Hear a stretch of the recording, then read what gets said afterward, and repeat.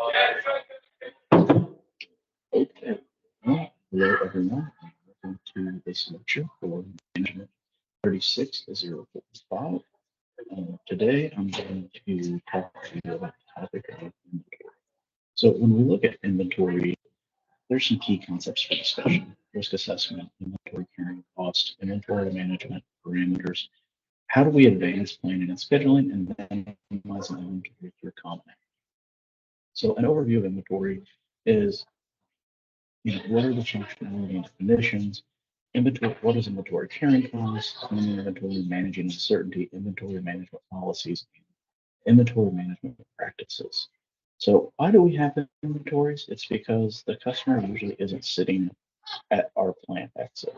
Um, so part of this is, we have to be prepared for the customer. They aren't going to take off our assembly line when it's done, and we need to have it ready so that when the customer needs it, we can do it.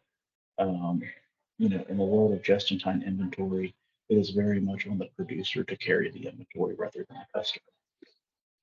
So we hold it for economies of scale. It's easier for us to purchase in large quantities, produce in large quantities, transport in large quantities. There's manufacturing advantages because of supply and demand. So for seasonal products, for speculative products, we build large quantities. We can build them cheaper, and then we can meet the need.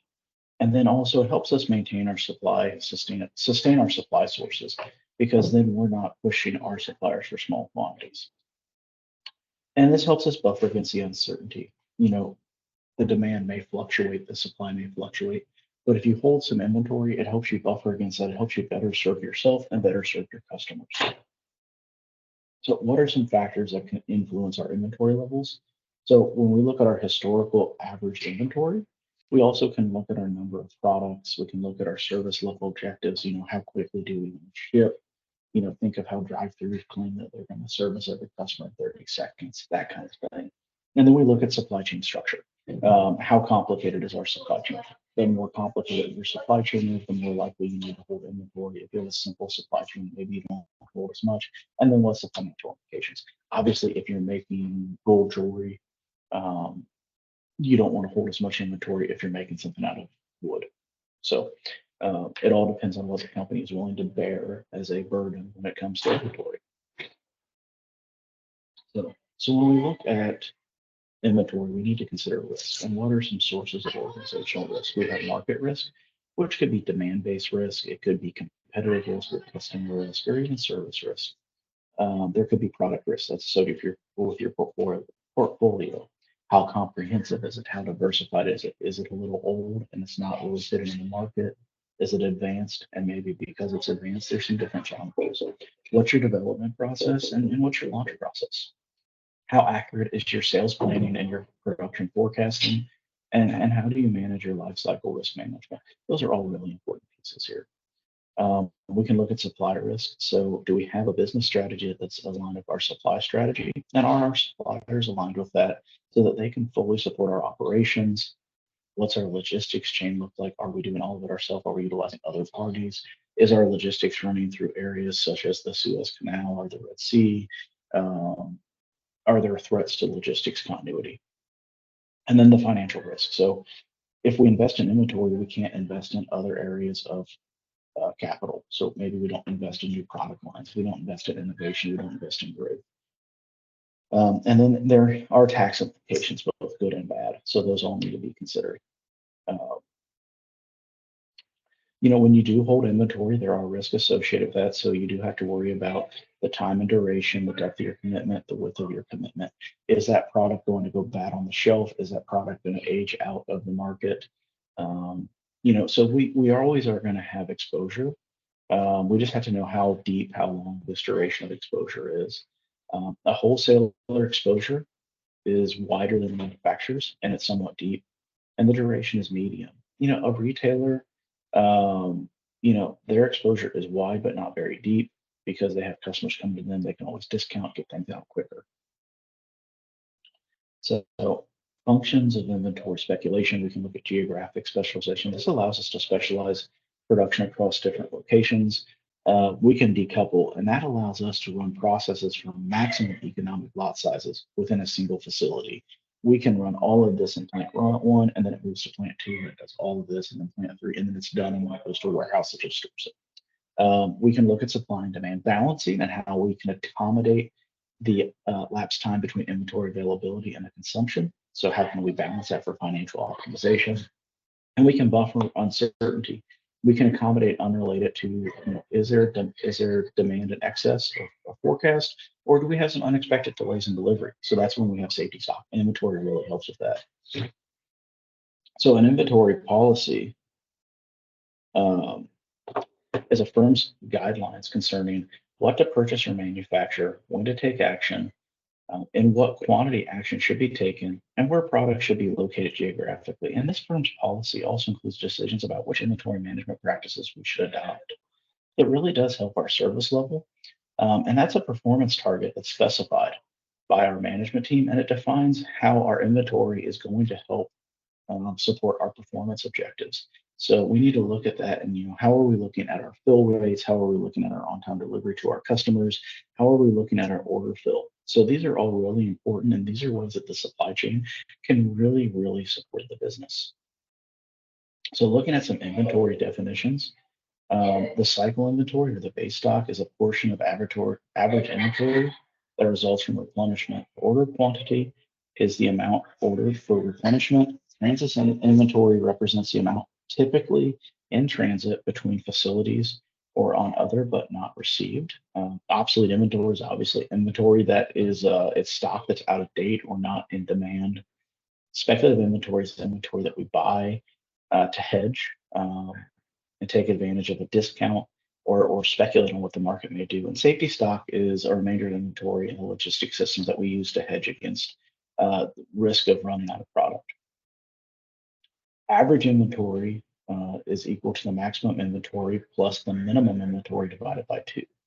So if you have 70,000 as your maximum inventory, 30,000 as your minimum inventory in a typical period, your average inventory would be 50,000.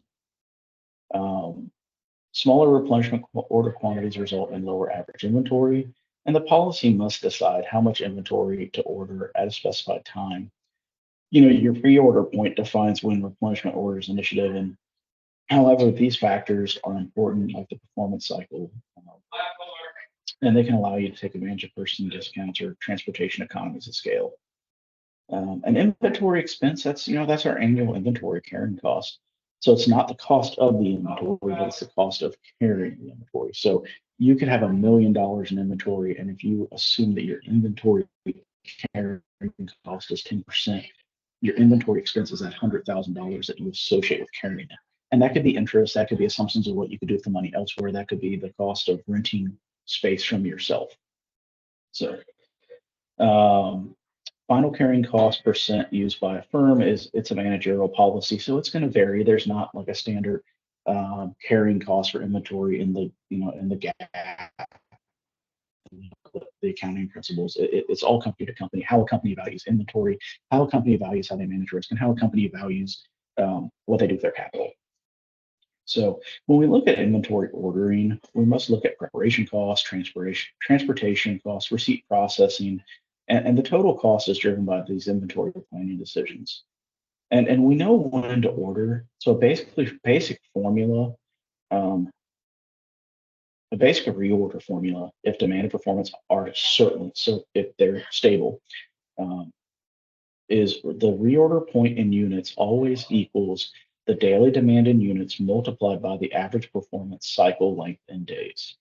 And in safety stock, where there's uncertainty, the reorder point in units equals the daily demand in units multiplied by the average performance cycle length in days, plus, adding to it the safety stock in units. So when we look at how much to order, we look at the economic order quantity and in the amount that balances the cost of ordering, the cost of maintaining the average inventory. So we assume that demand and the cost are relatively stable, and this does not consider the impact of joint ordering of multiple products.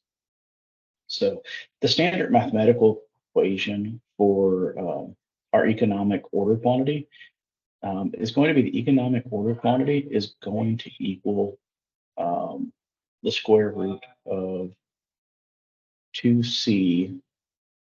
So 2CD is going to be C is the cost order per order, and D is the annual sales volumes in units. So we're taking 2 multiplied cost per order multiplied annual sales volume units, and then we're going to divide that by the annual inventory carrying cost multiplied by the cost per unit.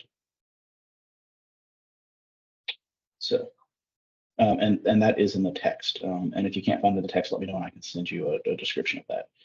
Um, So relationships are useful for guiding inventory principles. So the EOQ is found at a point where annualized order placement and inventory carrying costs are equal, and that average based inventory equals one half order quantity. So this value of this inventory unit, with all other things being equal, will have a direct relationship on the replenishment order frequency and volumes. So the higher value products will be ordered more frequently because they're generating more revenue. Uh, so uncertainty in inventory management, we have demand uncertainty. So when and how much product will the customer wants? This is can be tied sometimes to cyclical or seasonal products. And then we can have performance cycle uncertainty. How long will it take to replenish inventory with our customers?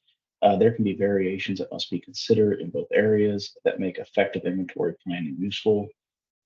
Demand inventory can be managed by using safety stock.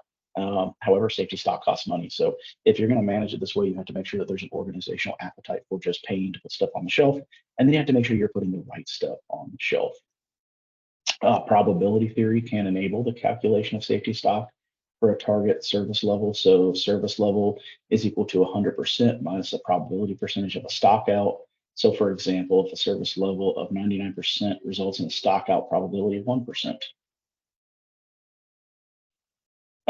So when we look at demand is really important in inventory because it does tell us how much we need to stock. And when we combine safety stock with uncertainty, it really allows us to have this kind of holistic approach to inventory so that we can really push forward towards that. So I'm going to stop right there for now. I'll come back with some additional topics on inventory. But I'm going to stop right there for now. So let me know if you have any questions. And if not, we will pick it up on other topics.